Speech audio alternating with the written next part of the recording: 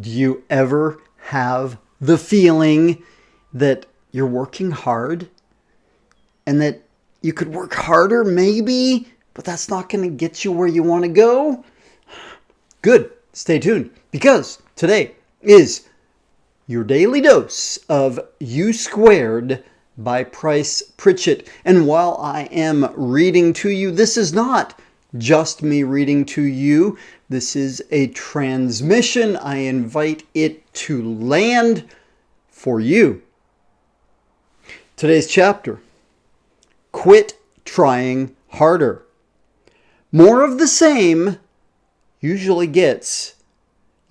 just gives you more of the same. Shocking. Quantum leaps cannot be achieved through incremental steps or through more of the same. You've got to shift gears. You have to follow new patterns of thought and action. The rules of what works and what doesn't always change when you are trying to make a move from normal performance to U². Stop and think about it. Here's the way it goes. More of the same usually just gives you more of the same. Of course, if that's mainly what you're after, fine. Try a little harder and get a little bigger payoff. Try a lot harder and you can expect a lot better results, right? Well, possibly, but it's definitely not a sure thing. Sooner or later, you're going to reach the point where you can't try any harder.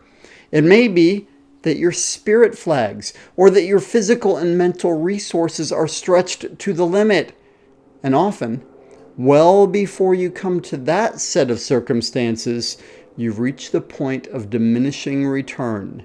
Trying harder and harder starts producing less and less. Sometimes, in fact, intensifying your efforts produces nothing except bigger problems. If you're digging a hole, and that's what a lot of us are doing in the way we're going, maybe the first thing is to stop digging that hole. Right? There's a point of diminishing returns in anything, because we're here to grow, expand, to do things in a new way, to learn. As a case in point, go back to the story of the fly.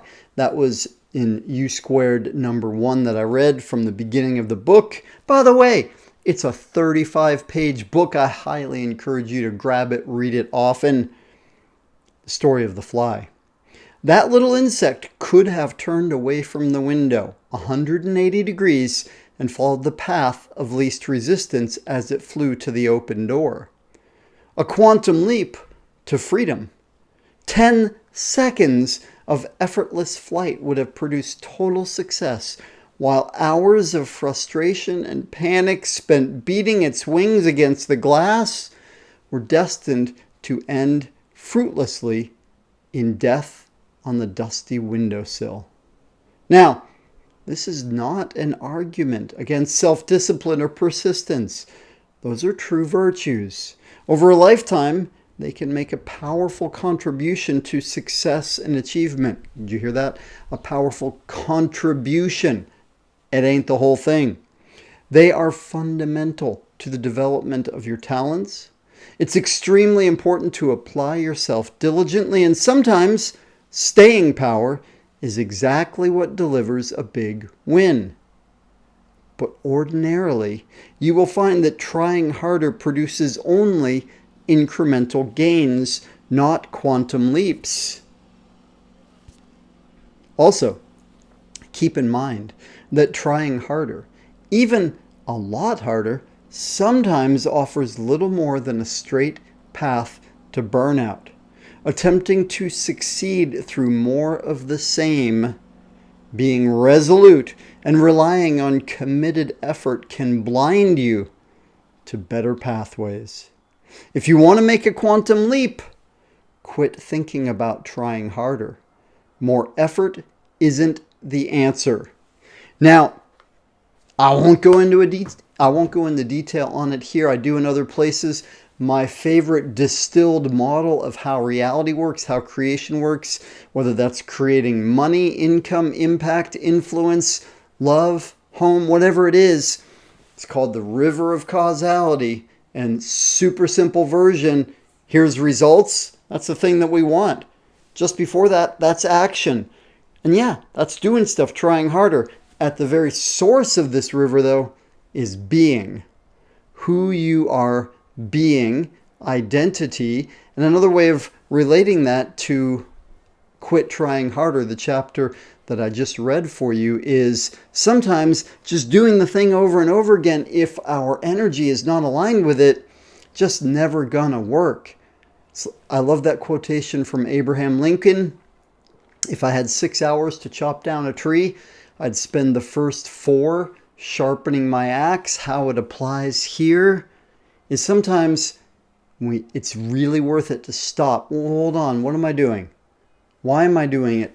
And the big question, who am I being as I'm doing it?